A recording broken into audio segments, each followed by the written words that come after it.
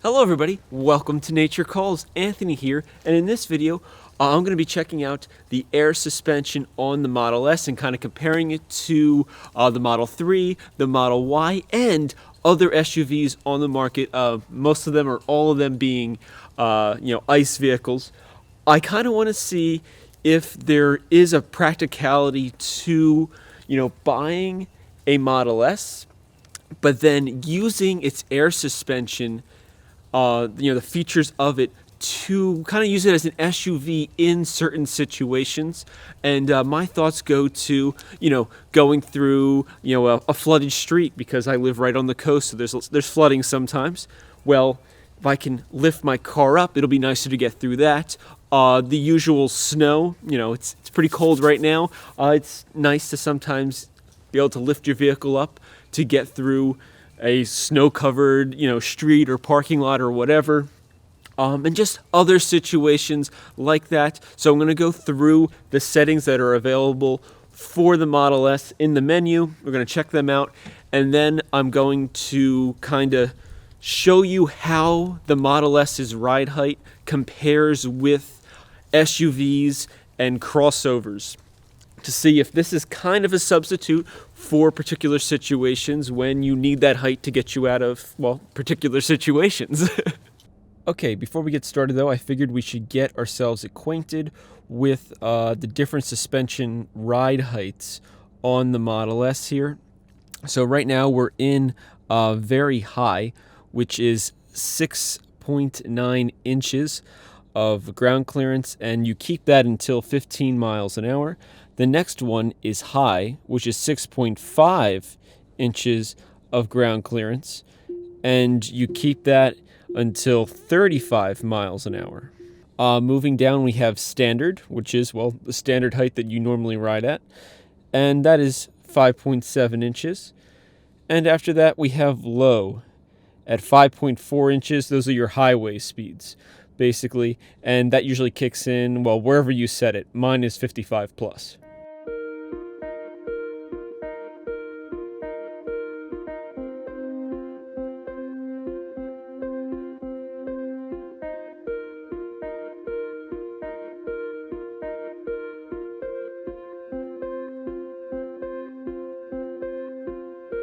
Okay, I figured we should hang out in the Model S since we're going to be talking about the Model S, and well, it's pretty darn cold out there. It's 37, but it definitely feels colder than that. Must be the low humidity here in New Jersey.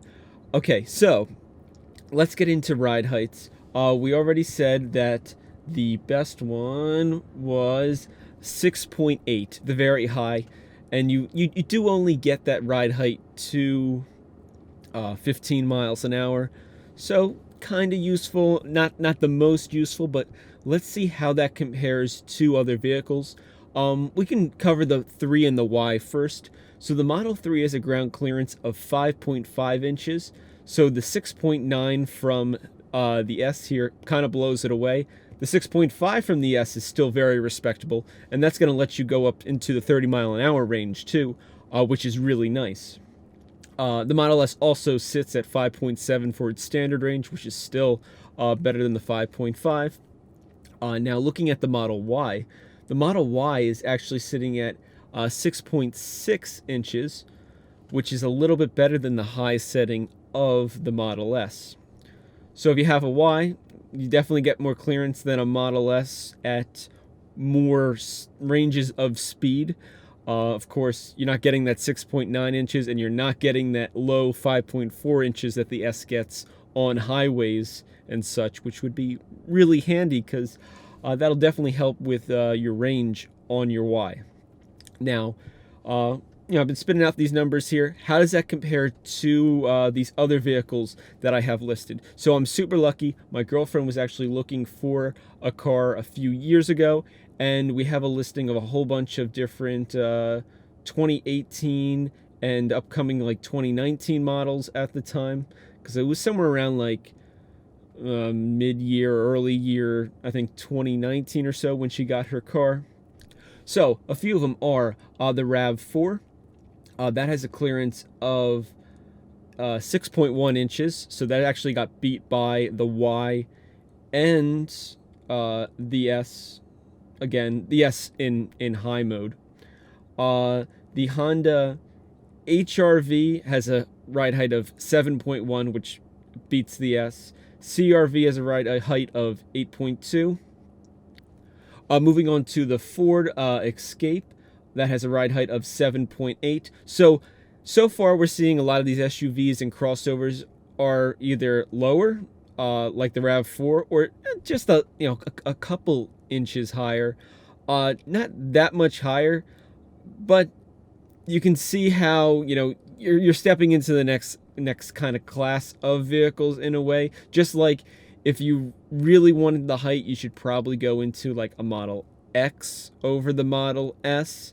But you can see how you can kind of finagle it with the suspension adjustments because of the air suspension, how you can get away with the high or very high setting depending on how fast you're going to travel. Moving down this list, though, we got a few more. Moving down the list, the CX-5, ride height of 8.5, but the Chevy Trax only has a ride height of 6.2, pretty low. And then the Chevy Equinox has a ride height of 6.9, which matches the very high ride height of the Model S. There is also the Subaru Crosstrek with 8.7, which is definitely the leader of all these listed. We also have the MKC with 6.8 inches. So I ran through all those.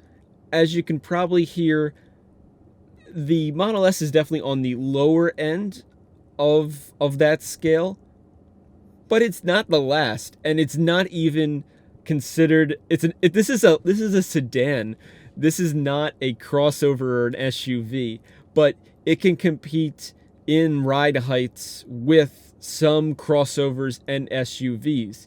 And honestly, I think at the speeds that they're offered in, that 15 miles an hour and that 30 mile an hour range for the high, 6.5 inches at around 30 miles an hour is not bad. How fast are you going to go through a parking lot or a road that's flooded? You're probably not going to go much faster than 30-35 miles an hour. After that, it would be kind of silly. So I really think if you're somebody that wants ride height in a car for just like extreme circumstances, but really enjoys the lower ride of, well, a sedan or just a car in general, I think the S is a really awesome opportunity, because in those situations where you need it, you can go boom, click, adjust the height, have your car all jacked up, for those moments in time where you need to get around or through interesting situations, and then boom, lower it back down.